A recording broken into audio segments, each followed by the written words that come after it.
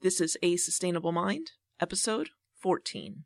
When you tell them that children today are spending an average between 7 and 11 hours indoors sedentary with media and only minutes per day outdoors playing, that really resonates with pretty much anybody in any community. Anytime that there's wildlife involved, that really helps start building and stimulating that care and concern that will later transform into that conservation mindset.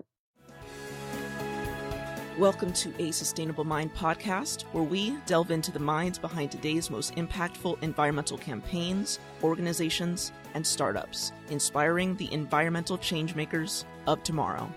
I'm your host, Marjorie Alexander. Jennifer Bristol is the state coordinator for Texas Children in Nature, which connects over 300 organizations with the children and nature movement in Texas. Prior to becoming the first state coordinator for TCiN, she created award-winning conservation education curriculum and youth development programs for Camp Fire and served as a park ranger for Texas Parks and Wildlife. Welcome to the show, Jennifer. Thanks for having me. So I want you to give us a bit of a brief intro into how sustainability and the environment played a part in your life growing up. Yeah, I probably had a more robust and dynamic childhood in that regard than most people did. Both my parents and my grandparents have been very involved with conservation, since I was a kid. My dad has worked on a national level and a state level, helping national parks and state parks. And then my mom worked for Nature Conservancy. She was a county commissioner and dealt a lot in Travis County with the Endangered Species Act. We have some endangered species here, so she was working on that. And so we were just, we were really outside all the time. Most of our vacations were to national parks or state parks. It seems like even every, family get together was at a park somewhere. So, we were constantly outside. We didn't even really have a TV until I was probably in middle school. So, we really kind of, nature was it. We were told to go outside and play all the time. And so you had a very close relationship with nature as a child. The people that you work with at Texas Children in Nature, do they come from a similar background, or do you find yourself interacting with a lot of children that come from more of an urban environment? The folks that I work with typically have had some sort of journey that they have gone through that has connected them in some way to nature, and that usually starts in childhood. There are a few that found it when, they were in their teens or their early 20s. Maybe they were in college and they went on a great, adventure that somebody talked them into, maybe going on a big backpacking trip, some sort of catalyst event that kind of pointed them in that direction. But I would say the majority, started that relationship and that bond with nature as kids, and it's become a lifelong journey for them. Now, those are the people that I work with.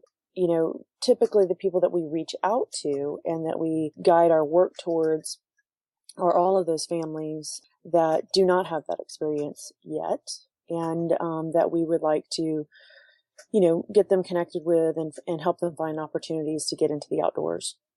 And what do you find are a lot of the challenges that you run into reaching out to those families? Is it that access to transportation is an issue, or is it that it's just something that they're not really exposed to? What are the challenges that keep people from getting into nature?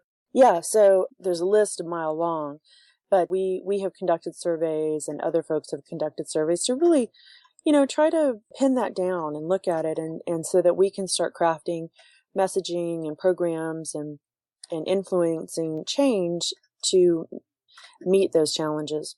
So, a big one is transportation, especially if they live in an urban area and they don't have transportation or reliable transportation to get into the outdoors. We do find a lot of times that public transportation often doesn't go to all of the parks. Even in a wonderful urban setting like Austin, that is still a big challenge. Bus stops are often a mile to half a mile away from a green space or a park. So that's a challenge. Fear of the unknown is probably one of the greatest challenges. we are not just one generation, but sometimes two generations away from people having a comfort and a confidence in the outdoors. And so when they don't have that, we're creatures of habit. We are humans, and we want to stick to what we know. And so, there has to be some really good, compelling reason to get out there. And most of the time, it's their kids. They want to make sure that their kids are having a healthy life. And so they'll commit and they'll take them there. But fear of the unknown is a big one. And fear of the unknown leads to another situation that a lot of our partners deal with in their programs, in that parents don't want to feel embarrassed when they're out there. And so, for example, if they go camping and they don't have a clue on how to set up a tent or build a fire, or what sounds they're hearing at night, that can be embarrassing for parents. And so there's a lot of programs out there like Texas Outdoor Families, Campfire, even Boy Scouts, Girl Scouts. They address these things to help parents overcome those fears and build those outdoor skills so that they are confident out there in the higher level things like camping, to even the lower level things like how to use a map, how to even search for things online to help them get outdoors. So, there's kind of all types of layers in there. There's also there's some deeper ones too, some deeper kind of psychological ones that really started coming up in the 80s, when media became so strong, and especially sensational media, with the idea that there is a boogeyman around every tree, and that there's an axe murderer on every trail. And so, fear of abduction and things like that all the statistics point to that there's, that is an irrational fear. There's very low, abductions, especially that happen or occur in the outdoors. But it's something that is deep, it's psychological, and it's real, and we honor that. But yeah, so there's lots of different challenges out there, and that's part of one of the interesting things about what we do is, looking at what are those fears, and how do we support that? How do we say, yeah, we hear you, we get it, but here's some tools on how to help you feel stronger and more confident and more empowered, so that you and your children can spend more time in nature to be healthier, happier, and smarter. And once you get them out into the nature setting, do you find that they're relatively open and that they're actually content being there, that those fears have kind of been dispelled or are lessened once they're actually in that environment? Oh my gosh, yes. Oh yeah. It's almost instantaneous, and I'll give an example. We, when I worked for Campfire, which is an outdoor organization, it's been around since 1910. And, we took a group of kids. They were from a suburban school. We think about kids in urban areas not having connection with nature, but suburbs are equally as disconnected, especially when you live in those communities that are, they have a wall all the way around the community, and then every single house has its own fence. All that does is really create disconnection instead of, creating a community. And so we took these suburban kids out, and with the misconception that these kids had had experiences, in the outdoors before, and we took them to the state park, and they got off the bus, and they all just really were standing very close to each other, and we were having a hard time, like, kind of, getting them to move away from the bus to start doing the interpretive programs and stuff. And as soon as they moved away from the bus and they were in more under the canopy of the trees, you could just feel them start to relax and laugh and have fun, and then be really open about how most of them have never been in this kind of, they've never seen trees that tall. At that time, we were at Bastrop State Park, and prior to the fire, and they were just enamored with the trees, and they started, they were middle school kids, and they were ready to start just sort of running and playing and started acting like little kids again. And it was really cool to see. And this all transpired within just, within half an hour of them arriving there. Whereas on the bus, you could probably get like 5 words out of them. They weren't exactly thrilled to, be on the bus early in the morning and heading out there. But once they got there, they had a great time. And it was actually difficult to get them to go home. I want to talk a bit about how people can get involved in this, and if they don't live in an area where they can have access to Texas Children in Nature, that specific program where they can go in their local area.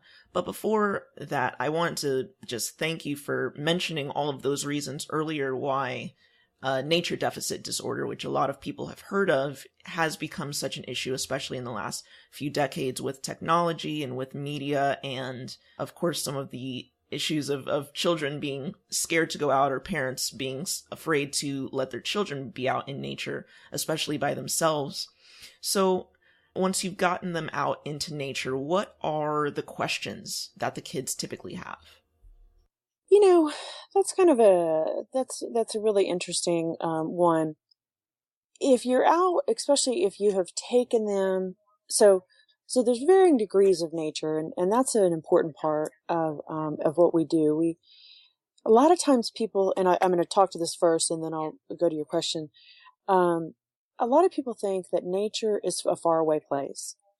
It's a state park. It's a national park. It's the seashore. It's the mountains. It's somewhere far, far away. And because they envision it to be far away, they don't think about going there. A lot of times they even think about it. Nature is in the rainforest, or nature is in Africa. So we try to really help people understand that nature is nearby, it's in their community, and a lot of times it's in their own backyard. And because if they start that relationship with nature on that very local and intimate level, then they really truly will start having a better chance at building that lifelong journey with it. So we really stress that point. But a lot of times what we do, and when I say we, I mean our partner programs, schools, anybody who's really trying to bridge this gap, is a lot of times what happens is kids get put on a school bus and they get taken out to a state park like we did at Campfire and many other organizations that I have worked with, and they get there, and you've got to manage expectations pretty quickly with what you're going to do while you're there, kind of thing. In that instance, when kids get off the bus, and especially they've gone now a faraway place, they're in this unknown environment, and they always want to know if there's bears. Where do the bears live? And we're in Texas. There aren't any bears except for a few in East Texas and far West Texas. And so you get to have the bear conversation. They want to know if there's wolves. Their mind immediately goes to that there's giant predators out here somewhere. So you kind of overcome that. And then then there's another level that are quite convinced that a mosquito bite is the end of their life. And so, you kind of have to go through that and talk to them about that. But really, once they get past that, then they're observing, their minds are, making connections, with the world around them. And a lot of times, we'll have a program, we'll have a set thing, but I really encourage to, when they do, take kids out, they leave them just a little bit of time just to play. When kids are socializing in a play type environment, that's where those strong developmental components come out that we talk so much about. When kids are outdoors and they're playing, that's where problem solving comes in, and they feel more confident. They get more creative. They're coming up with games, and just kind of this wonderful thing happens. And so we talk about, that as adults, we really want to, we want to teach, and we want to have this like kind of great program, and, we want to think we've thought of everything a kid ever wants to know. But really sometimes what we have to do is just step back and let them play and recognized that we as adults got to do that a whole lot. And that was something that was critical to our development. And we kind of need to be able to do that more with the kids today. Thank you for sharing that. I think that that is such a great point, that once children are given the freedom to be in a new environment, that they will experience it completely in their own way, something that might be very much unlike what we expect them to do or how we expect them to experience it, and just really give them that freedom to experience. So that's great that you guys do that. Yeah, and I'm going to share something with you on this topic. So a zoo here in Texas asked us to come out and help them think about some messaging that they could have in one of their areas, so that they could kind of help prepare families as they went through their experience at the zoo to then want to have, their own experiences in nature on their own. And so yeah, great. That sounds great. And so then we asked, once they got it all done, we asked for some feedback and said, well, how'd it go? And they were like, well, it's kind of hit or miss. We, had some families come back and they were like, we got to this park and there's really nothing to do. And I was like, well, let's look at that again. And when I went down there to visit, all the signs and all the messaging was up high. And so the messaging was really towards the adults and not the kids, which that was fine. That's who you want to connect with and make sure that they're, taking their kids to do next thing. But on each sign, there was a big animal and there was big features. And so what you're doing is you're setting up the mindset that in every experience, there's going to be this grandiose thing.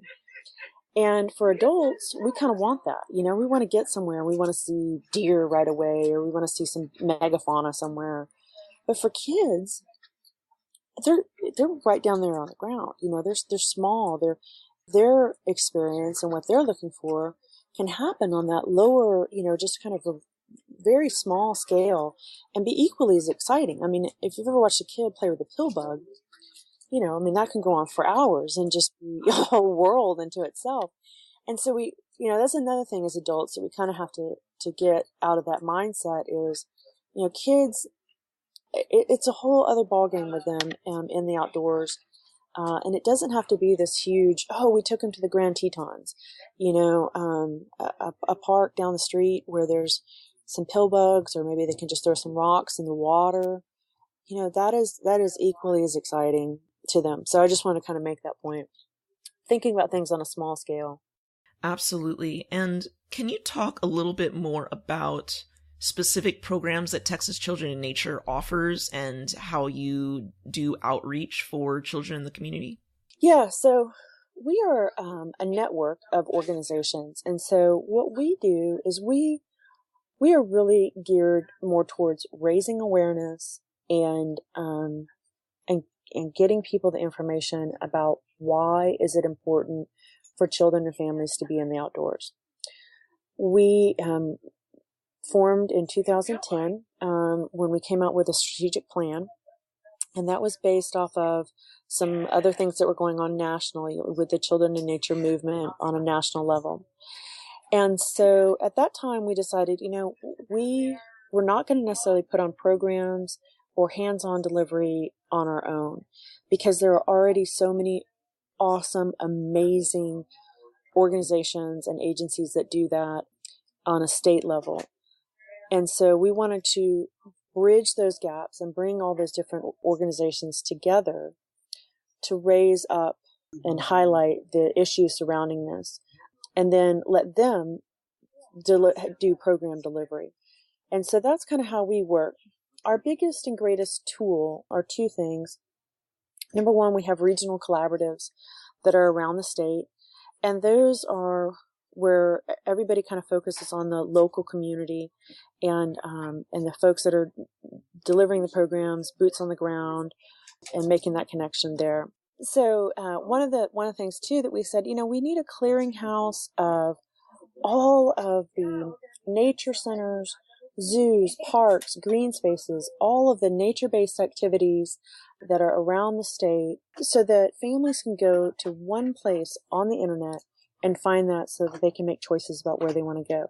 And that's our website called naturerockstexas.org. And that's, we're in the process right now of completely revamping that, and so that it is mobile friendly. That's one of the feedback that we got when we did some studies. People with lower socioeconomic ability, or 80% are accessing the web via a mobile device. And so we said, okay, we really want to make sure that we are, accessible to everybody. And so we're redoing the website. Number one, to give it a really fresh new look. It was built back in 2010. And then also to make that a really mobile-friendly platform. So that's naturerockstexas.org. And that's located in Austin, San Antonio, South Texas, North Texas, and the Caprock regions. So I want to go back a bit here and talk about, well, you just mentioned naturerockstexas.org.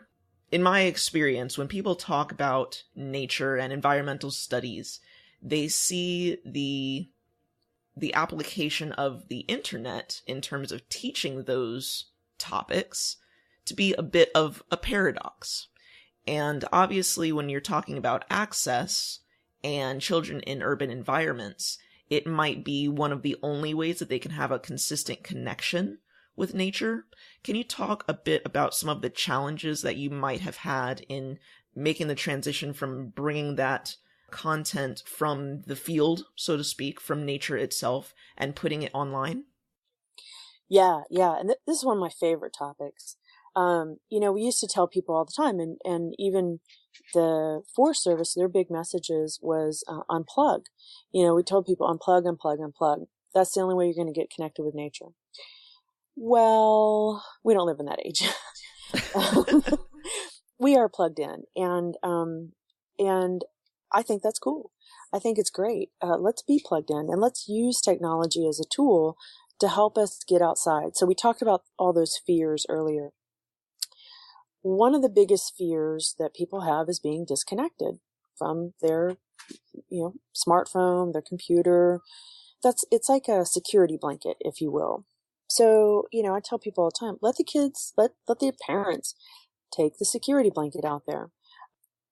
Especially with smartphones now, you can use them to take pictures. Kids are looking at something and, they want to share it. And so, yeah, great. Let them take some pictures.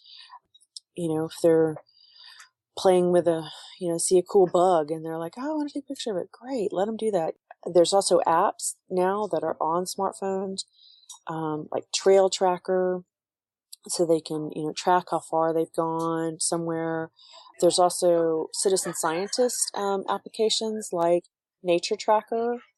Audubon also has a whole series of different ones. So Audubon would, I think they have a birding one and a bug one. There's another one called Leaf Snap, where you can take a picture of a plant and it'll tell you what that is. So there's all kinds of things. If you're in nature and you're a kid and you're asking all these questions and you're with an adult that doesn't know, and again, you're getting back to that fact that parents feel embarrassed when they can't answer a question, then we say, take your phone. That's great. Answer those questions right there. And so that you're both learning those together. Getting lost is another big one. And so things like trail trackers, I think there's another one called iMap or something like that. That sets up a trail for you, so that, oh gosh, I don't know where I came from. Well, you can just hit backtrack and it'll show you how to get back from where you came from. So there's all kinds of technology that helps us be more comfortable in the outdoors. And so I love that part of it. It also presents, learning experiences that are online for kids to learn about wildlife, water conservation, sustainable foods, all the different components that when they go out into nature, then they have some base knowledge. So I think that's pretty cool too.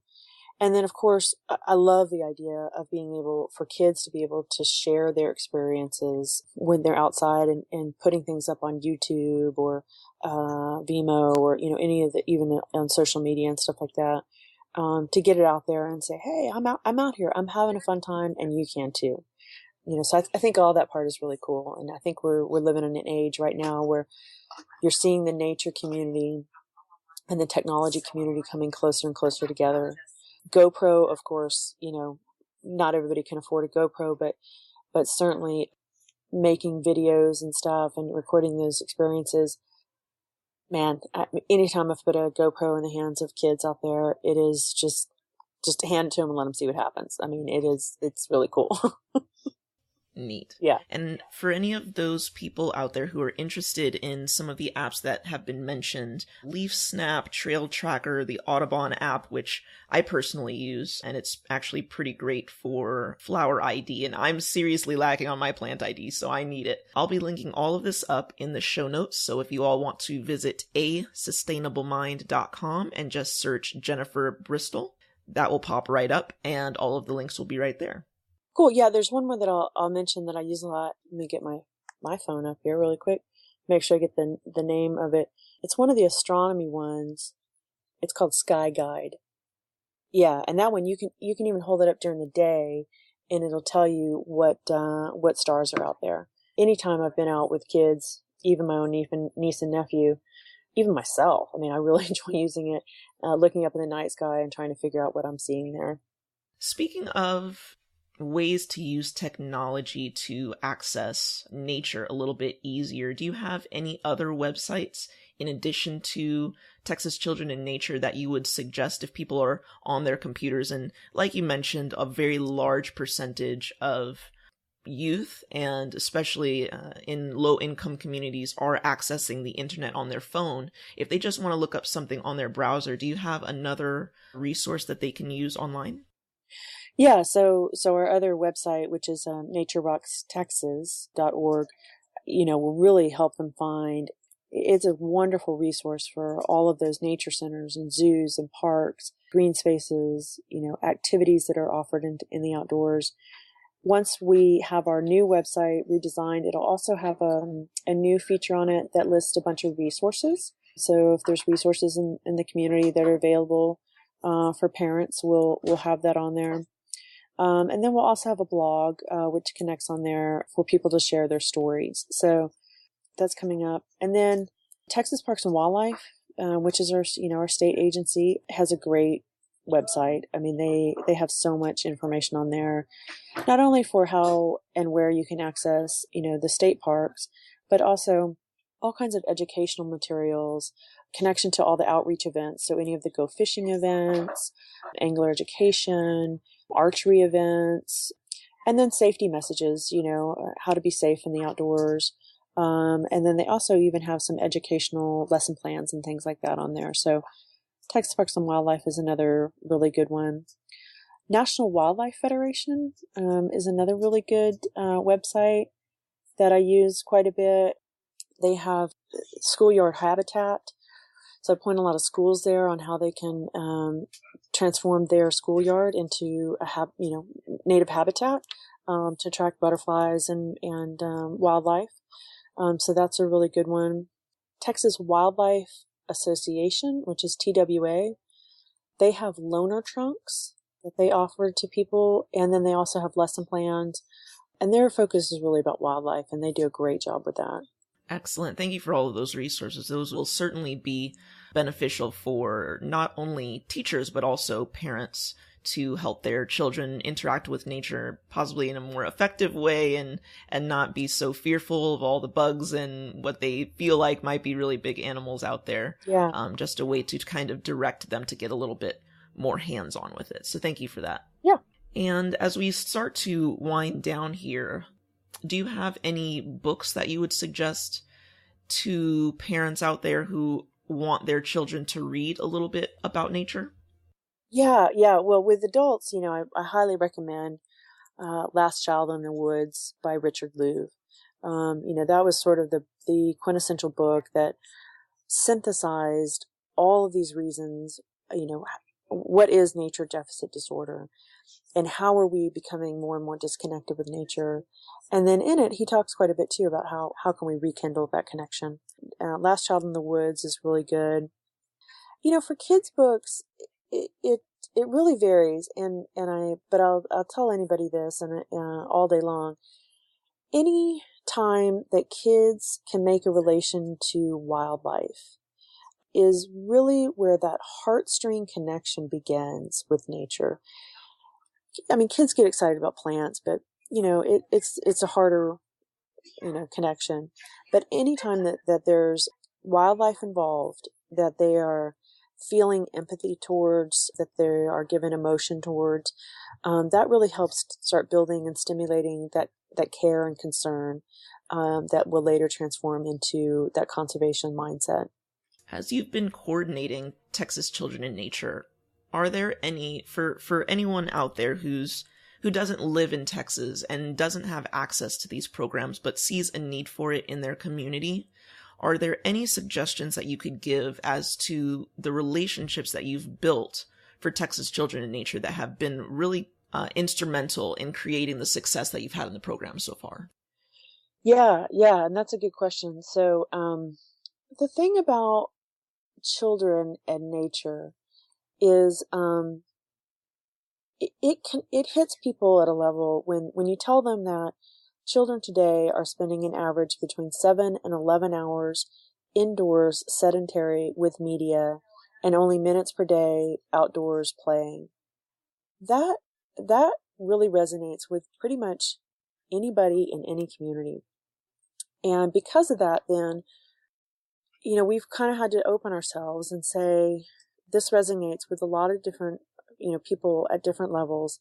And so being open to the reasons why they're coming to find solutions. They're going to come with their own mindset. They're going to come with their own, ideas on how to solve the problem. And that's fantastic. And so, being open and remaining open, which is sometimes difficult to do, to who might show up one day. The health community is a partner that is becoming more and more interested in this topic as they look at ways to create wellness. They're seeing that children and families, so adults too, that spend more time in nature are healthier both mentally and physically. And so they're becoming a stronger partner in that area. And it's everybody. It's everything from the hunting community, which is represented through our partnership with Texas Wildlife Association. They're a big hunting organization, to the fishing community, to zoos, and even museums. Museums are a great partner, especially children's museums. So it really, architects are another one, that you wouldn't really think that are there, but those are people that are designing spaces that, give us a connection with nature. So there's kind of all types that are connected with us. And anybody who's not in Texas, I highly recommend them getting involved with the Children in Nature Network. That's our national network that's out there. And they have a vast, kind of bevy of resources that are on their website. And we house those too on the Texas Children in Nature website. We break them down a little bit different. We kind of have them in the top 10 reasons why kids need nature. And so you can look at things for health and education, and, it kind of breaks them down in that way.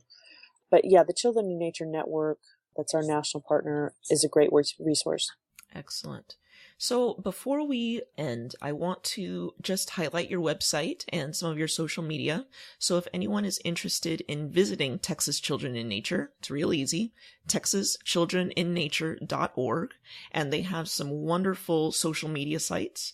You can visit them at TX Children on Twitter, TX Nature Kids on Pinterest, which is, you guys have tons of outdoor lessons for kids and cool little arts and crafts that they can do out in nature. They even have camping recipes and ways to make camping easier for kids. Sometimes traveling with kids and going camping with kids is a little bit difficult when you're trying to manage all of this stuff, and they have resources on their Pinterest page for that. And you can also find them, of course, on Facebook. Just search Texas Children in Nature, and you'll find their Facebook page. So before we go, I wanted to ask if you had any final words, parting pieces of guidance, or really anything that I just kind of forgot to ask or touch on that you would like to leave us with. Yeah. And this was kind of wrote down a couple things on this. And one of the things that I learned the most from my parents was, you got to be in the conservation mindset and the conservation world for the long haul. Some of the projects that my parents have worked on took 10, 15, and 20 years. This is not a short game by any means. And as we see more and more need, in the world, people who are interested in becoming and having a sustainable mindset or a conservation ethic have to realize that it's a lifelong journey, and you have to, it's easy to kind of get bogged down in all of the negativity or the bad things that are happening. But finding yourself and finding those positive people to surround yourself with that are making a difference is what's going to raise your heart up. So, I say be in it for the long haul, but be happy and celebrate those small victories each and every day. Thank you for that. And if anyone wants to learn more, again, please visit texaschildreninnature.org. And to get in touch with you, Jennifer, specifically, what is the best way for them to do that? Yeah, info@texaschildreninnature.org is the best way to get a hold of me. Excellent. Well, thank you so much for being on the show and talking to us about nature deficit disorder and why it's so important to get children out of that, but also some helpful tools and things to keep in mind in terms of actually doing that effectively. So I really appreciate you coming on. Thank you so much for having me. I really appreciate it. You've been listening to A Sustainable Mind podcast. To hear more interviews just like this one, please subscribe on iTunes or visit asustainablemind.com. Thanks for listening, and see you next time.